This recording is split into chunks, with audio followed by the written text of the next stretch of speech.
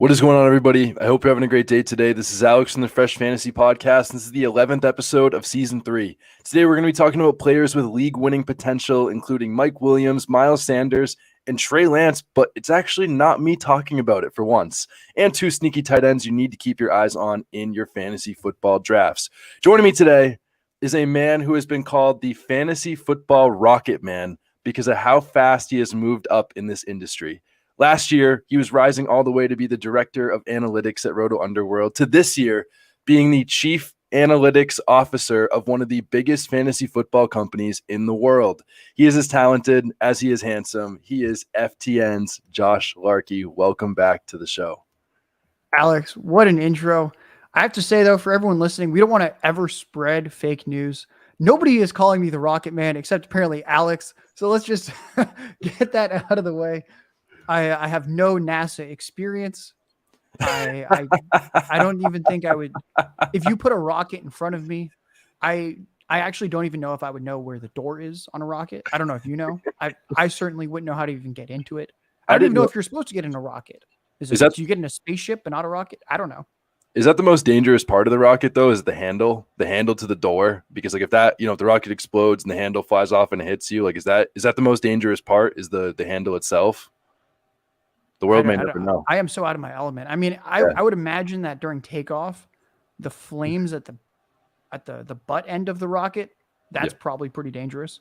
I assume that gets a few thousand degrees. So I would probably stay away from that. But then after that, they handle, I mean, it would get hot if it falls off and explodes. Yeah, it gets hot as well. Metal projectile. But I don't know, maybe the rocket's made of metal for all I know. Titanium. We are so out of our element. You know what? Maybe call up Elon Musk. He knows a thing or two about this. He would definitely know, but maybe the most dangerous, to make a more dangerous rocket, maybe it needs two doors, two handles that can get hot, and then you dodge one handle, you get hit by the other. So this is a fantasy football podcast, by the way, people. We still are going to talk about fantasy football. We just happen to be doing a little bit of science, a little bit of NASA with our resident Rocket Man. I think people should call you that, though, because you have gone pretty fast. I thought that was a very fair comparison. But a lot of the guys we're talking about today have found a way to rocket into fantasy relevance. And, that starts with the first player that you're going to talk about for league-winning potential players. Who is your first guy we're going to talk about today? So what you told me is these guys have to be at QB and tight end outside the top 12 for Fantasy Pros half PPR rankings. And if they're a running back or receiver, they have to be outside the top 24. Which is why I chose the wide receiver 25 in these rankings to argue why he should be top 24. But we're going to do a little bit more than just that. It is Mike Williams. He should be more than the wide receiver 25. So Mike Williams per game was a low-end wide receiver 1 last season. And it's not like he was missing a ton of games. It's not like some 8-game sample where it's like, it's not like a Henry situation where Derrick Henry's on a roll, gets injured, and we're like, wow, that half a season was great. This was over the course of a full season. Mike Williams was already a low-end wide receiver 1. He plays on one of the best offenses in football, the Chargers. They're one of the most fast-paced offenses in football. They have Justin Herbert, one of the 5 best quarterbacks in the NFL. Receiver competition is 30-year-old Keenan Allen and Josh Palmer, who we know very little about. He's probably fine. They did not do the Jameson Williams trade up or draft pick like some people were projecting, where people go, Chargers need speed, they're going to get JMO. You know what happened? They didn't really do anything at receiver. Mike Williams is the clear either number 1 or number 2 option, depending on what happens with Keenan Allen in this offense. And after many years of being primarily a deep threat, the ADOT came way down, so depth of target drops tremendously. Target share increases tremendously. This is a good thing. 20% target share in one of the most pass-happy offenses in the NFL. He's 6'4", 215. He's historically scored touchdowns at a high rate. He's on a very good offense. He does have a much higher ADOT than Keenan Allen. I do think there's a pretty good chance he is going to score more fantasy points than Keenan Allen. Wow. I don't quite understand why Mike Williams is now a wide receiver 25. When I looked, I didn't even consider him for the show sheet until I saw that he was outside the top 24 in the rankings and was like, wow, that's surprising to me. We're going to put him as number 1. So I don't know if you've been drafting a lot of Williams. He's someone that I routinely take early round 4 if needed in Wow. my early drafts. I think that's where he should go. This is a guy that was just a wide receiver 1 per game in his first year in a new role, in a new offense with a new coordinator. Now entering year 2 with continuity, I think he's going to do even better. Oh my goodness. Like my eyes honestly have not been open to Mike Williams. Like I just like haven't been considering him, but clearly I'm missing something in listening to you talk. And let me get this right. And I know the role is absolutely not the same, but a comparable for him in terms of like, the wide receiver 2 in a really pass happy offense. Is he like a cheaper T Higgins? Like he could even outscore T Higgins, but could you argue that he's a cheaper T Higgins in terms of the pass happy offense, wide receiver 2 role? He's more of the deep threat-ish. I know Chase and him are similar with Higgins. Yeah, so I would say that that's a really good parallel. Chase is definitely better than Keenan Allen. Oh, absolutely. Which I think works in Williams' favor. Exactly. However, I think Higgins is a little bit better than Mike Williams. Agree. So I think they should be going closer in drafts. I still prefer Higgins, Me but too. I mean, I'm above consensus on Higgins. Like Higgins should be a 2nd-round pick, even though he's currently a 3rd-round pick. And I think Williams should probably be a late 3rd, even though he's a late 4th-round pick. So I think those are great comparisons where it's a wide receiver 2 in the offense, and people get too hung up on that without realizing that year after year, pairs of receivers hit together. We've had Evans and Godwin. We've had Lockett and Metcalf. There are numerous examples. I mean, remember that one season when we had Antonio Brown and Juju Smith-Schuster? They were both like top 6 receivers or something, or top 5 receivers. It happens all the time that pairs of receivers hit, which is why we want to stack teams. That's why we want to target good offenses. And I think this is a pair of receivers that could very well hit. And I think that if anything, Williams looks like he could be ascending. Keenan Allen probably descending. So it's not that I'm saying it's going to happen this year and that Allen falls off, but I think there's a lot of scenarios where Williams just flat out outscores Keenan Allen in every league format this year. Wow. I love that. You clip that, put it on Twitter or something like that. I love that. I love the Williams take, and I really like him. But another guy that I also like sticking on the, of wide receivers is Kadarius Toney. And he's going as the wide receiver 48 right now, half PPR Fantasy Pros consensus redraft rankings. And here's the most interesting, I thought, and this is a stat I got on Twitter from somebody, and that's that since 2011, there have been 13 wide receivers in the first round to average 2.00 yards per route run in their rookie year. 13 of them. 11 of those 13 have hit a wide receiver 1 season, which is a top 12 season. Toney is one of 2 players to not do that. But not only that, when he was on the field last year and he was running routes, he was 7th in the entire NFL in target rate. You think of all the great receivers in the NFL that go on the field, how often their quarterback looking to them and throwing to them. Kadarius Toney was number 7 at the highest rate of being targeted. Clearly demanding targets, clearly among an elite list of players. Like, I know that his team, maybe not be favorable to him. I know there's, some off the field issues, but those things are baked into his wide receiver 48 price. And it's still not like it's a great offense, but I think just those 2 things alone make him have great potential when you can get him super, super late in your drafts. Are you feeling the same way? Yeah, I think Toney, he's got that upside. So I was telling you before the show that my issue with Toney is that the team doesn't seem to like him. And I never like drafting players that the team doesn't like. But the reason I still draft Toney is exactly what you said. The guy had an absolutely ridiculous rookie year based on efficiency. And that even though he couldn't see the field early on and his team apparently hated him and he had bad work ethic and his starting quarterback was getting injured and Joe Judge was running an incompetent offense. Despite all of that, you look at the end of season numbers and go, wow, this was one of the most efficient receivers in the NFL. And I mean, that's what we target. We want guys that are out on the field and heavily utilized when they're out on the field. So I think Toney checks those boxes, and the Giants should be a lot better this year as an offense. Assuming that Daniel Jones is healthy, then already that's an upgrade from having people like Glennon as their starting QB. And they had like a Jake Fromm game or 2 in there. It was disgusting. And then the coaching staff is way better. We got the Bills coaching staff. They've shown that they know how to utilize receivers very, very well. I like Toney. Yep. I love him. I think he's going to be really, really good, and definitely someone that I will be drafting a lot of. But let's move on to our quarterback picks. For this list, we will start with you because I promise I will not try to steal your thunder on any other pick that you make. But I will say that this is probably the most talked about player on this podcast for me, and I'm very thankful that I will not say a word. I will let you talk about him. Please give us your QB with league-winning potential. So I think the best part about this is that you're known as someone that loves this guy.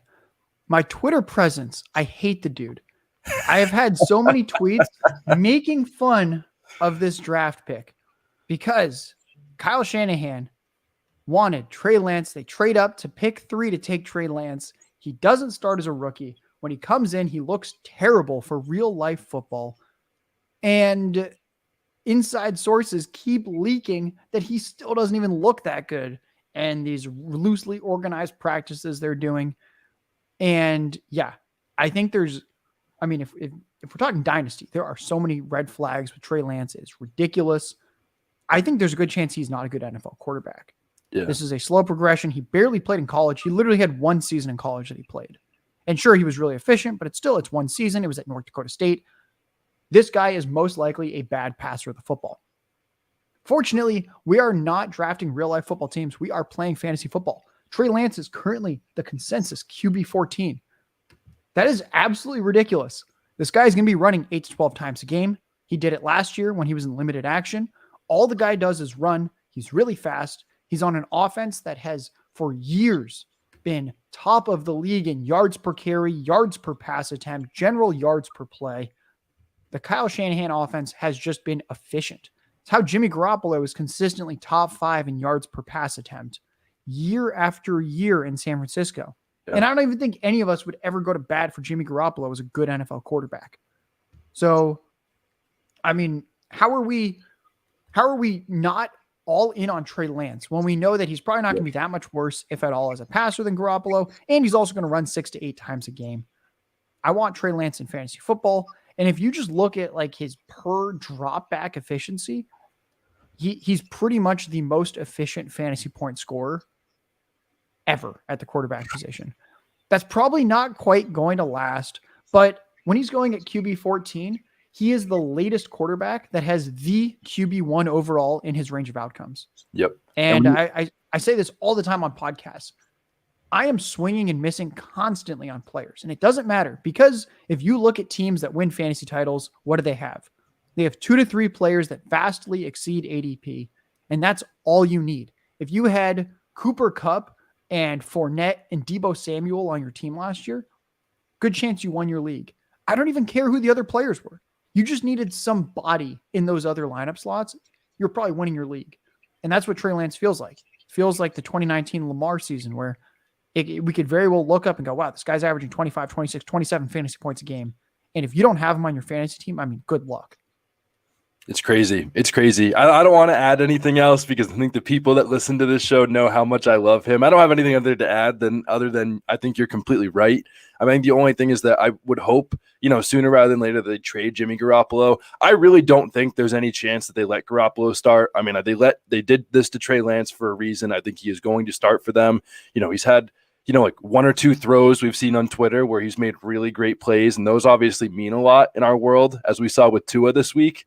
But Jimmy Garoppolo, and I hope he will get traded soon. Trey Lance is the future of that franchise. But my quarterback that I picked is someone that I was not very high on last year, but I think that there's definitely potential for him this year, and I think he's going a little bit underrated considering how much his situation has improved. And that's Zack Wilson, going as the QB 23 right now. For one, he's going in year 2. He has an improved offensive line. They signed Pro Bowl offensive lineman Laken Tomlinson. They added a few other guys. They have the first rounder in 2020 and Elijah Vera Tucker. They added Garrett Wilson, CJ Uzoma, and Tyler Conklin, in addition to the best running back in the entire draft in Breece Hall. So now their offense is going to have a top 3 wide receivers of Elijah Moore, Corey Davis, and Garrett Wilson. They have 2 solid pass-catching tight ends in Uzoma and Conklin, who are much better than they had last year, and Tyler friggin' Kroft, who most people probably have never even heard of.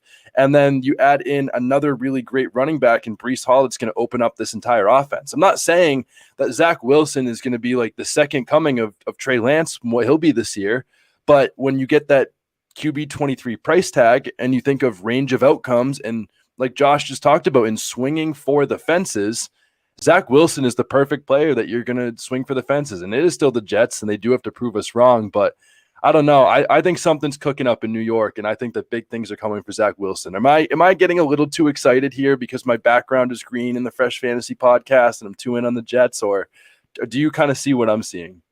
So I will say, I think what's probably going to happen is I think Zack Wilson's going to be bad. Okay. I don't think he is a true starting NFL quarterback that can carry a team. That being said, I am also drafting him in fantasy football because even if I think it's more likely he stinks based on what we saw as a rookie and how his college profile was basically beating up on horrible college defenses and then struggling against the good college defenses, which I think was just a massive red flag and meant he shouldn't have gone number 2. But anyway, this is the exact profile that we should invest in.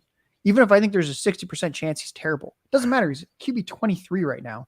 And the guys that do take a big year 2 leap, it's not like, sure, Justin Fields is more built for fantasy football. He's mobile. But if you look at that team, they are not building around Fields. He has such an uphill battle to take the year 2 leap.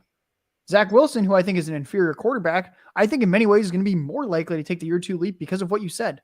Agreed. They have surrounded him with an unbelievable set of pass catchers. And if we remember from last year, Zack Wilson started to look okay at times with Elijah Moore. Elijah Moore missed the final part of the season.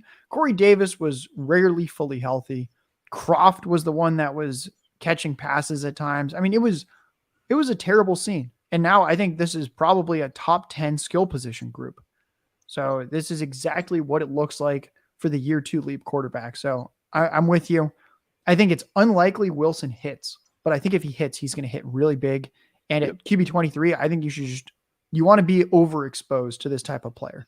Exactly. And as long as you're not playing a super flex or a 2 QB league, like Zack Wilson is going to be someone that you can always get at the last round of your drafts. And I think most people that, play fantasy football don't play super flex. And so if you're in a 1 QB league, Zack Wilson is a guy that you can get in literally the last round of your draft. And that's also what makes Trey Lance so intriguing, is he's still going in the same range that like Pat Mahomes was in 2018 and Lamar Jackson was in 2019, and just guys that were egregiously cheap. The market was a little bit better on someone like Jalen Hurts, last year, and people were more expecting him to break out, but I thought he was still underpriced, and I thought he still outperformed that, until that ankle injury. But that's a conversation for another day. We will move on to our tight end position. We'll finish out with a running back and our wide receiver, and then your flag plant.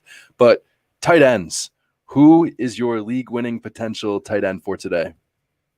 So this is a tight end that he plays on a stinky offense.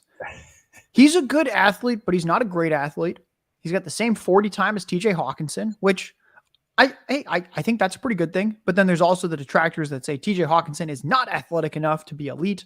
So take that as you will. He runs a 4.7. I think that's pretty good. And this was the one tight end that was just historically unlucky in the touchdown department. He had 60 catches. None of them happened to go for touchdowns. We are looking at an offense I just made fun of, the Bears and Justin Fields. I'm talking about Cole Kmet.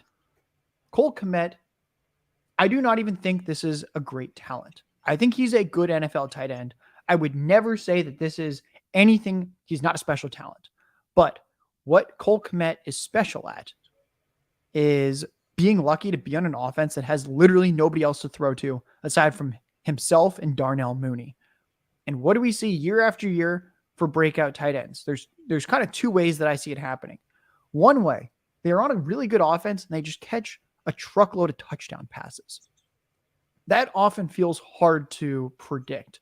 And I mean, I don't know, like, did people see Ebron's random, like 12, 13 touchdown season coming that one time? Not really. Did people see the Robert Tonyan 12 or 13 touchdown season coming? Probably not really. But it's generally, it's a decent offense can support this. So Cole Kmet doesn't have that, but he has the other path to succeed, which is being the number 1 or number 2 option in an offense. And the reason that I've always buried Pat Freiermuth is this guy's like the 4th or 5th option in his offense. In order for Pat Freiermuth to hit big, we're going to need so many injuries to happen. You don't need anything other than Cole Kmet just showing up and outcompeting 25-year-old Velus Jones and journeyman 28, 29-year-old Byron Pringle. That is all Cole Kmet has to do. And he feels a lot like slightly lesser George Kittle from when Kittle broke out. Remember, no one wanted George Kittle. He was on a stinky offense. It was the 49ers back when they sucked. And what happened?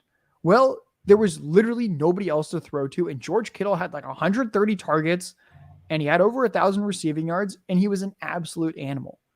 Now, he's not Cole Kmet, not as good after the catch. I'm not saying that he's going to be some sneaky top 3 tight end or whatever Kittle was that year, but this type of path exists where it would not shock me if you look up and Cole Kmet has 80, 85 catches by season's end, 900 receiving yards, and if he has 5 touchdowns, this is suddenly a difference-making tight end that you can get towards the end of your fantasy draft. I love that. I mean, I can't tolerate the Byron Pringle disrespect, obviously, but I love the take. I also love Cole Kmet, and I want to be able to push back, but just similar to Trey Lance, Cole Kmet is one of those later round tight ends I've definitely talked about the most this offseason that I absolutely love, especially where I know that targets are earned and, people hate vacated targets, but like the Bears lost their 3rd, 4th, and 5th leading target getter, and that's like 150 targets as itself just in losing those guys. And 25-year-old Velus Jones, who like had 300 plus receiving yards in college one time, and it was at his age 24 season, in college is crazy to me. And I think that he's going to be more of a gadget player and special teams weapon than he is a target getter. And Byron Pringle still really wasn't a great target getter in Kansas City. I don't expect him to be much different with the Bears, but regardless, even if those two do okay, like Cole Kmet literally only has like Darnell Mooney to compete with. I really like Cole Kmet, but another guy that I also like in that same range that we talked about a little bit before the show is Rob Gronkowski. And Rob Gronkowski is one I'm coming back to Tampa away from flying up into a top 10 tight end. Like he will probably at minimum be a top 8 tight end drafted in fantasy football if later today, after we record this, he says, I'm coming back. And like when you can get someone that flies up that quickly just by them saying I'm playing this year is ridiculous. But how about the situation? Josh, one question. All I need is a yes or no real quick. You would argue that in general, George Kittle, Mark Andrews, and Travis Kelce are good tight ends, right? Fair? I agree, yeah. Yeah, so Rob Gronkowski last year was the highest points per game tight end in the NFL, not named George Kittle, Mark Andrews, or Travis Kelce. Those are the only players with a higher points per game than Rob Gronkowski last year. His points per game was higher than Darren Waller, higher than Kyle Pitts, higher than any other tight end that you can possibly think of in half PPR besides those 3 guys. And then this year, Chris Godwin is probably out for the first month of the season. There's no Antonio Brown. Rob Gronkowski was better in 2021 than he was in 2020. He wasn't regressing. And yet Noah Fant, Albert O, and Robert Tonyan are still going in front of him in fantasy drafts when he's one I'm coming back to Tampa away from being drafted as a top 10 tight end. It's ridiculous to me. Rob Gronkowski is someone you should be looking for in every single draft and then some. I know we talked before the show, Josh. I know you're in on him. I know you want to push back, but Rob Gronkowski's the man. I mean, do you have anything to add here? Well, I think you said it. It's just one thing needs to happen. He just needs to get signed to the Buccaneers. It's either going to happen or it's not. I'm going to have a lot of teams where the tight end room is dead from all my early best ball drafts where I told you before the show, about half my teams, I'm taking him. He's kind of a player where I think I'm just not going to draft him once he signs. And I have him on, I've probably done 100 early drafts the last 2 months. He's probably on about 50 of them. He will probably rarely be on my teams after he signs. And that's kind of the exposure that I'm going for. Is I go, you know what? We'll see what happens if he doesn't sign. That stinks. But when he's going tight end 17, I mean, if you had a draft coming up and you take him there and you have access to the waiver wire, who cares? Just drop him. You took him in the final round of your draft. Yep. But we know that it's just a ridiculous offense. They had so many pass attempts last year. If anything, there is actually less target competition because Godwin's coming off the ACL tear. There's no more Antonio Brown. It looks like very green pastures for Gronk to just slide right into 6, 7, 8, 9 Tom Brady targets a game. I like that. Yep. It's amazing. I can't wait. And I hope that it happens, as someone that, is a Patriots fan that will forever root for Tom Brady. I don't care if he goes to the Jets or the Giants. Like I will root for him wherever he goes outside of the Patriots. So I hope for his sake that Gronk comes back because I think that elevates, his game so much. His splits are a lot better with Gronk as any quarterback would probably be when, they have Rob Gronkowski on their team. But that is enough of Gronk. Draft him, go get him, and hopefully he will be back to Tampa Bay very soon. But let's move on to running backs. Running backs are the gold mine of fantasy football. They're probably one of the most critical positions, if not the most critical, of finding someone that can really help you. You can make an argument that for any position, but running backs are my favorite position to cover. And who is your running back with that league-winning potential that you think could be a big difference this year in fantasy football? So as a really creative person, we're just going to stick with the same team. Rob Gronkowski will, fingers crossed, pray for my best ball teams, be on the Buccaneers in 2022. Also drafted by the Buccaneers in the 3rd round this year was Rashad White. A lot of people don't know too much about him. I'll fill you in a little bit. He went to Arizona State. That's not great, but he's got 215 pounds of body mass. He runs in the 4.4 range, very athletic. People will knock him and they'll say, oh, he's older because he's like 23 and a half. I don't really care that much with running backs. This isn't even a dynasty thing. This is just, if we're talking redraft and who we want this year, do I really care if the guy's 20, 21, 22, 23? Running back really doesn't matter. You want opportunity. Rashad White is on maybe the best offense in football. And if not the best offense in football, it's at least top 3, if not top 5, depending on how pessimistic you are. You cannot rank the Buccaneers offense outside the top 5. I will not hear that argument. So with Rashad White, he was an elite pass catcher in college. He happened to run for over 1,000 yards this past season at Arizona State, but more than that, he had over 40 receptions for nearly 500 yards. He averaged over 10 yards per reception. And you might say, Josh, that is a stupid stat. Yards per reception, really? That is what you're digging into? Yes, and it is because if you look at his alignment, he was frequently deployed like a Le'Veon Bell, where he's lining up out wide. He is a legitimate receiving weapon, playing behind Leonard Fournette. And the reason that Rashad White is RB62 in current half PPR rankings on Fantasy Pros is because he's probably not going to do anything when Fournette is healthy. And I understand that. What you want on the back of your bench is players with league-winning potential. Fournette has never made it through a full season healthy. And if you look at last year, I mean, what games did he miss? He missed the final few games of the season, your fantasy playoffs. Rashad White is the complete package. He can run between the tackles. He's fast. He's explosive. He is by far the best receiver in this draft class. I don't even think it's close. There is no one that offered the receiving upside, the yards per route run, targets per route run. You look at his college numbers, they're truly nutty. This is a 99th percentile pass catching running back. Wow. And if Fournette goes down, and unless for some weird reason Brady is like, no, I want Gio and Keyshawn Vaughn out there, unless for some reason that happens, I think round 3 draft capital makes it clear this is the guy. He will immediately be projecting as a top 5 running back in fantasy football. No exaggeration. Wow. He might even project, depending on matchup, as top 3. It's because of how outrageous that role is, how often Tom Brady dumps off to the running back, and how good Rashad White is as a prospect. This is someone that you just want to stash on your bench all year, because when the inevitable Leonard Fournette injury happens, it's happened all 5 years of his career. When that injury happens, Rashad White will be the absolute hottest name on the waiver wire unless you have him. And trust me, any healthy game Rashad White is giving you, he's giving you RB1 numbers. It's going to be like Fournette. Crazy ceiling, high floor. And he might even be better than Leonard Fournette, honestly, at this point. So with the prospect profile, with the team he landed on, with the price, he's going to be on almost all of my redraft rosters. Wow. You heard it here first. This should have been a hot take show. You have Mike Williams, a borderline, wide receiver 1, Rashad White, top 5 running back if Leonard Fournette gets hurt. I love it. I'm here for all of it. Another thing that's interesting about Rashad White, to add on to what you said, so I don't know if you saw this on Twitter, and I don't know if anyone else that's listening to this saw this on Twitter, but Rashad White actually followed someone on Twitter who spoke bad about him, that compared him to Ronald Jones.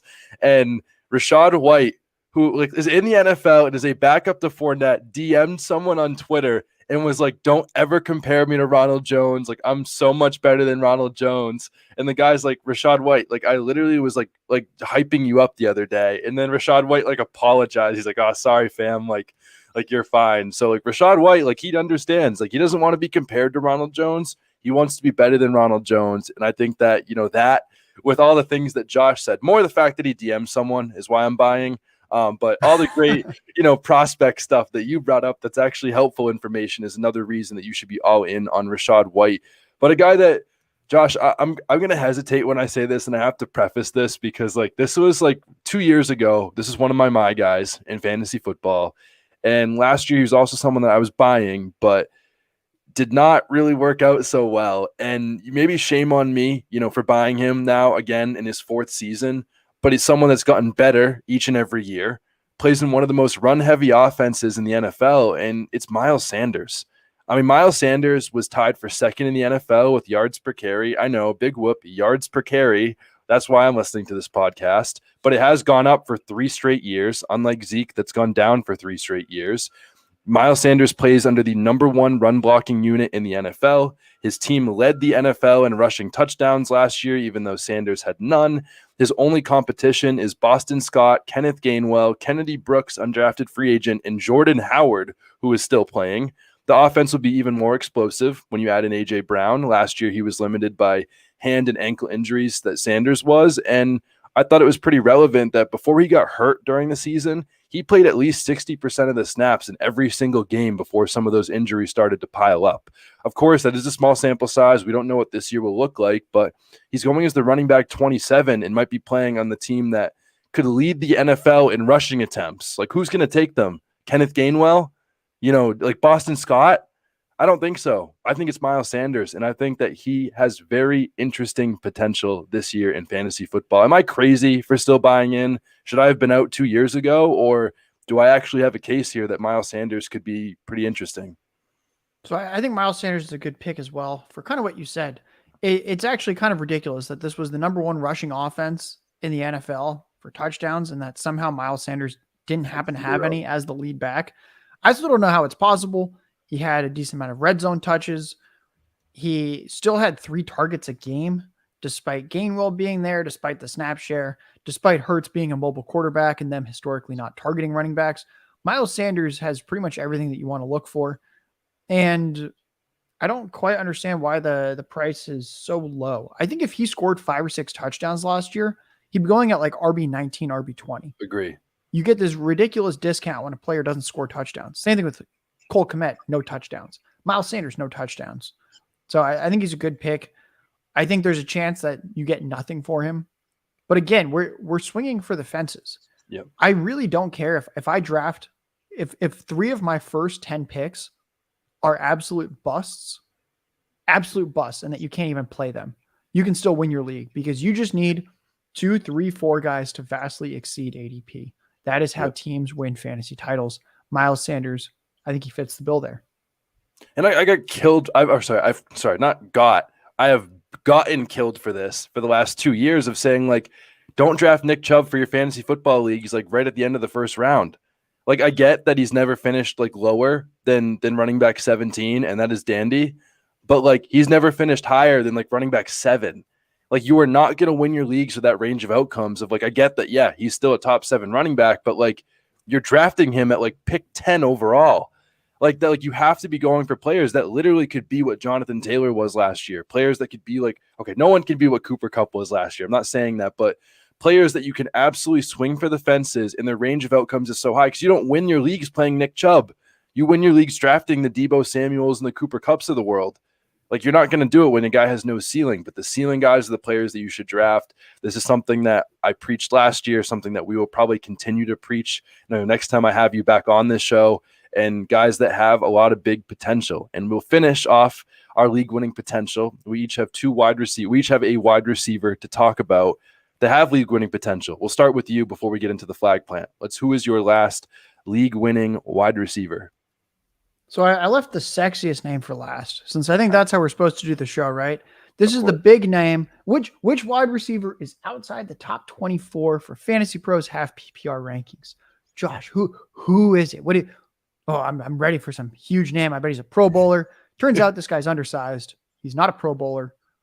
There's probably some people listening that are going to be surprised to know that he's no longer on the team he was on last year. It is Russell Gage. And you might go, wow, that is truly an embarrassing player to think has upside. But let's talk about Russell Gage. Russell Gage is currently the wide receiver 50. You know my love fest with the Buccaneers offense. The Buccaneers are really good. He is now on the Buccaneers. The story goes, Tom Brady reached out to Russell Gage. Brady reached out to Gage and said, I like your game. I want you to play for the Buccaneers. I didn't know that.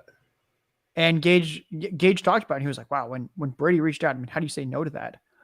I've talked about it before with Fournette and why I think Fournette's a good pick. And why I think that when people are like, oh, Fournette's terrible. And I'm like, I don't even care if he's inefficient. The reason I draft Rashad White is Fournette could get injured. But with Fournette, like the best talent scout in the world is Tom Brady. I don't think anyone knows NFL talent better than him. He's shown it. He wins Super Bowl after Super Bowl. If there's someone that I want to build a roster, I would want him to build my roster. He thinks Fournette is good. Cool.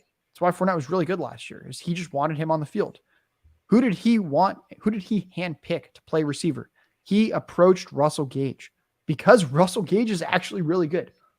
He had a 22% target share last year. I bet you didn't know that. Wow. Russell Gage suddenly sounding a little more interesting. 22%. Whew. That's above people like Amari Cooper. That's actually a pretty good target share. That's above CeeDee Lamb. Wow. Also, Russell Gage, even though he was playing with Matt Ryan, this was a bad Falcons offense. Last year, the Buccaneers had 9.5 more pass attempts a game than the Falcons. Wow. Basically 10 more pass attempts a game. And I don't think they're going to stop. This is what Tom Brady wants his final few years. Whenever he retires, he'll retire. He led the NFL in pass attempts a game last year. He threw, I think, like 725, 730 passes. This is what he wants the Buccaneers to do. They threw the ball over 42 times a game. That is what he wants. And I think that's what they're going to do again, based on having Evans there, extending Godwin, grabbing Gage. They just want really good receiving talent. Russell Gage was also 21st in targets per route run last year. So pretty much everything points to this guy is a well above average receiver. And if you liked some of his spike weeks last year, then just imagine when week 1, he is the wide receiver 2 in that offense as Godwin recovers and can build more chemistry and rapport with Brady. And hey, even when Godwin comes back, Russell Gage will probably still be startable. Remember last year, it didn't matter who was healthy, how many players were out there. You pretty much wanted to start Evans, Godwin, Gronk, Antonio Brown, Leonard Fournette. You wanted to start every single Buccaneer every single week. Yep. And Gage is going to be a big part of this offense. And he is such a cheap way to get access to the 700-something Tom Brady pass attempts and those 40-plus passing touchdowns that are likely to happen. Yeah, again, I want to disagree. I want to have pushback, but I just can't. I mean, I'm with you completely about Russell Gage. And I think the thing that's interesting is I was not on Russell Gage. I actually was not that aware of him before you brought him up and made that case. But I think it's also interesting to know when I was thinking about it as you were talking, and like, since Brady has been with the Bucs, every player that he's brought in that people didn't believe in has been really good. That doesn't even mean Russell Gage is automatically going to be that, but people said, Rob Gronkowski's been retired for a year. He's had all these injuries. He can't play well. What do you know? Top 4 tight end in fantasy points per game. Fantasy points. What did they do with Leonard Fournette? Oh, Leonard Fournette's washed. He was not the same running back with Jacksonville. He's a borderline plotter that doesn't catch passes. And then last year, he tied for the NFL lead with my boy Deandre Swift in targets per game and was a top 3 running back in fantasy football in points per game. Leonard Fournette was only behind Austin Eckler and Jonathan Taylor in fantasy points per game last year at the running back position. Antonio Brown was washed. Antonio Brown's not good anymore. Antonio Brown's a clown. He can't even produce when he's on the field. He did cause drama, but when he was on the field, he was their best wide receiver, even better than Godwin and Evans. When Brady brings in these guys, they play really well. And for that reason, Russell Gage, I think, is someone that's going to play pretty well, especially when you said that Tom Brady handpicked him himself. But another guy that I could probably go on some meticulous rage about why he's going to be really good this year with league-winning potential is Allen Robinson. Allen Robinson, I think, is the most disrespected wide receiver in all of fantasy football. That's not me giving a hot take just to give a hot take. I truly believe that he's the most disrespected wide receiver in all of fantasy football. This guy was literally a top 10 wide receiver in 2 of the last 3 years, but because the year that he wasn't was last year, people are not bought in on him. And now he is the best quarterback that he's played with in his entire life. Robert Woods was also a top 15 wide receiver the last 3 years under Sean McVay, and I think Allen Robinson's a lot better. I mean, they can clearly do this where Robert Woods was the wide receiver 12 last year before he got hurt. Robinson can play all over the field. he could be a legitimate wide receiver one with Kupp. And beyond that, let me put it this way. Last year, the Rams were 10th in pass attempts. The Bears were 23rd. If Allen Robinson maintains, as bad as Allen Robinson was, if Allen Robinson maintains a 19% target share in that Rams offense last year, that would have been 116 targets minimum. And I think the other thing is Allen Robinson was a top 10 wide receiver in 2019 and 2020, right, Josh? Yes, he was. Would you rather 116 targets minimum with Matthew Stafford or 150 from Mitchell Trubisky? I think I would rather the Matthew Stafford targets, and the potential could be even higher in that offense. It's ridiculous to me. I don't understand why Allen Robinson is not bought in more. And the last thing I'll finish with is we all know reception perception. We all love reception perception. Just 1 year ago, before last season, he was the fourth best wide receiver in the NFL against man coverage, behind only Stephon Diggs, Devontae Adams, and A.J. Brown. Third best that year versus press behind only Justin Jefferson and Diggs. He had a 79% success rate versus zone when the best in the NFL that year was 83%. That was 1 year ago. 1 year. And that was with the trash offense of the Bears that we've been talking about. It doesn't make any sense to me. Allen Robinson, the most disrespected wide receiver in all of fantasy football. Josh, I will not let you tell me any otherwise. All right. I will. You don't have to. I agree. I like Allen Robinson. One thing that I like to look at is if you just look at history, guys that score fantasy points and have done it before often do it again. And that, yeah, it's fun to predict the breakouts, and a lot of our breakout players aren't going to hit. But the bets that hit the most often, I think all the guys we talked about have a lot of upside, but the bets that often hit the most often, it's just the guy that's done it before. And I think we've seen this where, remember Melvin Gordon when he was done? Yep. He had that half a season or 6-game holdout, and he didn't play well. He was done. He gets some contract with the Broncos, bad offense, blah, blah. No one likes him. And then he just keeps churning out 1,000+ yard seasons with 8 to 12 touchdowns a season. Zach Ertz, remember Zach Ertz was toast a couple of years ago, where he was always good. He had one bad season. And then what do you know? He was really good again. This is just the type of player that I like buying into. Is if the guy has been elite in the past, there's a good chance that they can be elite in the future. And it's not even like a Michael Thomas thing where you're like, oh, we have to go back like 2-3 years to when the guy was crushing. He was crushing in 2020. You just go the season where he wasn't totally unmotivated and pissed off that he was franchise tagged. So I think he's a good bet. I like this offense. It's actually a pretty non-deep receiver room in terms of target competition. After him and Kupp, Van Jefferson is the number 3. I don't even know. Is Tutu Atwell the number 4? Is it Skronik? Is it somebody else? I don't really know. I don't even think Higbee is all that great. Yep. They don't utilize the running backs in that offense in the receiving game very often. There's a lot of potential work for Robinson when we know that he is an elite target commander. So yeah, I like it. One thing a stat that I noticed in my research a few weeks ago was that across the 2019 and 2020 seasons, Robinson was one of 3 players to have 150 or more targets in both those seasons. So pretty much just the 2021 dip, and you're getting him at a discount. Yep. On the off chance that he was truly washed. I think it's most likely based on the Rams, who are a pretty smart franchise, giving him a 3-year deal with a decent amount of guaranteed money. I think they realized that the guy hated the Chicago Bears, which makes sense. I mean, is Justin Fields going to be next in line? I hate what the Bears are doing, so I am willing to give him a mulligan in this case. Well, and again, we also talk about like fantasy football is such a game on trends and, what's happened before. Like we talked about with Tampa Bay where, I started yelling, I'm sorry for yelling, about how anytime Brady brings a guy in, they're pretty good. Well, what about the Rams? You know what I mean? They identified, Robert Woods, who had not had a great career before. They brought him in from Buffalo. Anyone remember that? And then he was really good. They identified that Cooper Kupp was also going to be someone that's really good at receiver. They brought in OBJ last year, and I know Twitter is bold take central, but everyone was like, OBJ's washed. Like, why are they going to bring him in? Like, he's not going to replace Robert Woods. And then after a few games and he started to learn the offense, OBJ was great. I mean, teams that are great at identifying talent usually continue to be great at identifying talent.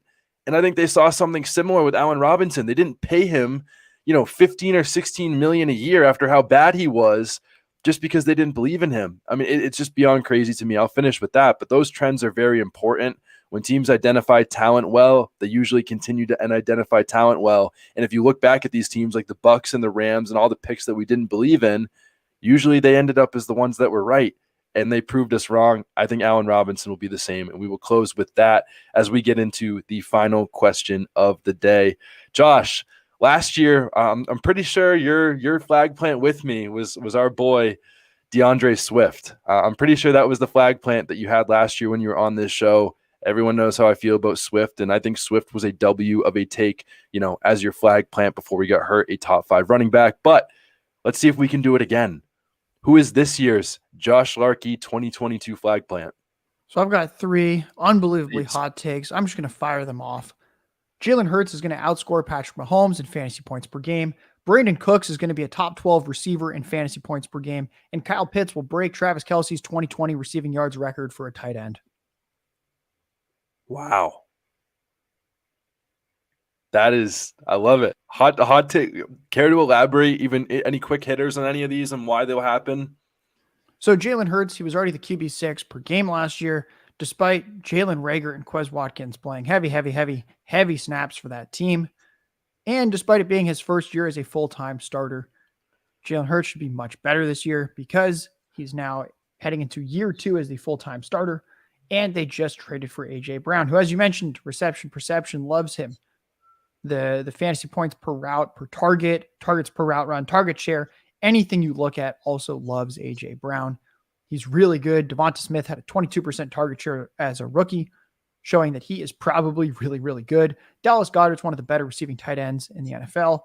On FTN Fantasy, we just had Dan Fournette, who is an O-line expert. He ranked all 32 offensive lines, and spoiler alert, at the top of the list was the Eagles. They have a really good offensive line. Jalen Hurts is going to have time to throw. He's going to have another year experience in this offense with a greatly upgraded supporting cast. Mahomes, on the other hand, not super mobile and a massive downgrade in supporting cast with Travis Kelce turning 33 in October. Juju Smith-Schuster has been on the decline for 4 years now. And Marquez Valdes-Scantling is a situational field stretcher, and he has been that his entire career. So Mahomes, arrow pointing down for this year. This is kind of their retooling year with no Hill. Jalen Hurts on the massive upswing. Brandon Cooks was averaging over 15 fantasy points a game with Davis Mills as a rookie last year in the games they were overlapping. He was averaging 9 targets a game with Mills. They should be pretty pass happy again because, once again, no investment in the running back position.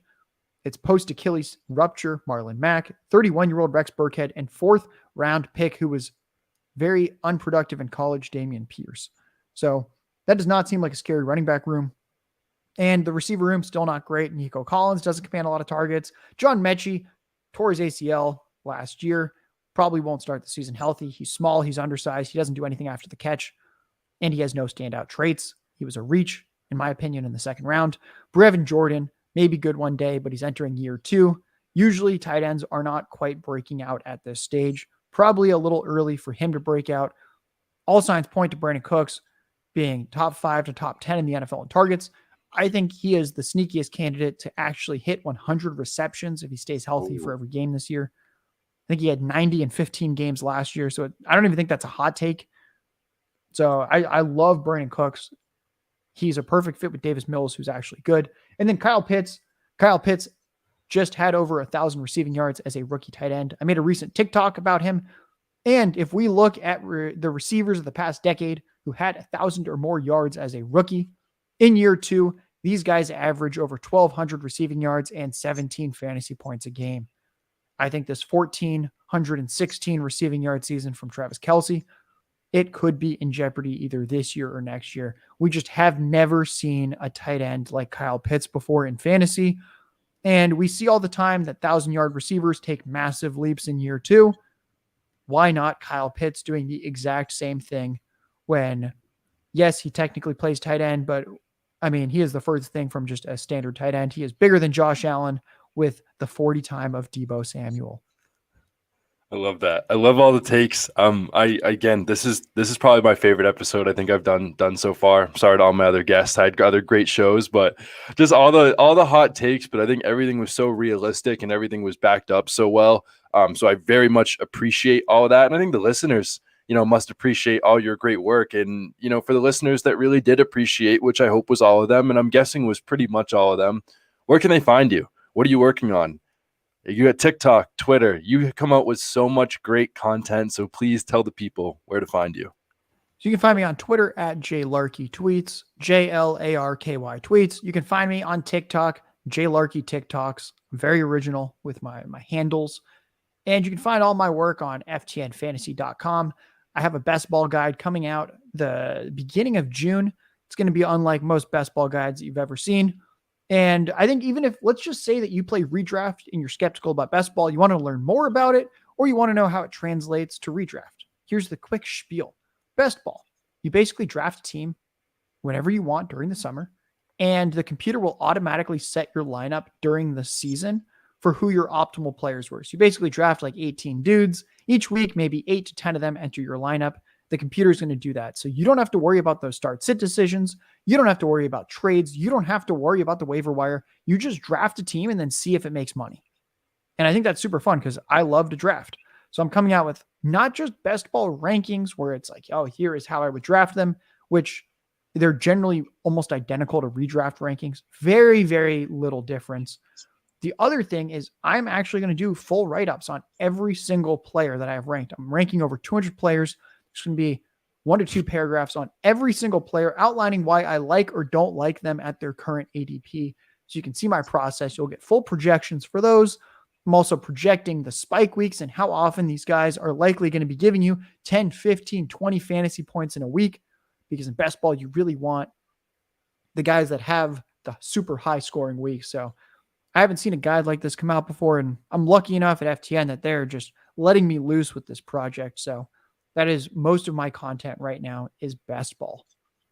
I love that. And Josh, you've been an amazing guest, but I cannot wait to buy your best ball guide, if that's the best way to word that. I did not know that was coming out, but I will definitely be investing. And I will say, as someone that last year had never done best ball before, I learned so much from Josh, like literally just from your tweets and your drafts and kind of talking about your strategy and everything like that. So I could not be more excited to see it, but I could not be more excited to have you today. You've been absolutely amazing. I appreciate you for coming on as always and bringing the heat, not just in the summer, but also in the fantasy podcast itself. You have been absolutely amazing. But the listeners, you guys have also been so amazing. I appreciate you guys listening to the Fresh Fantasy Podcast as always. And you guys already know, please leave a review. You guys already know what to do. And I hope you all have a great rest of your day.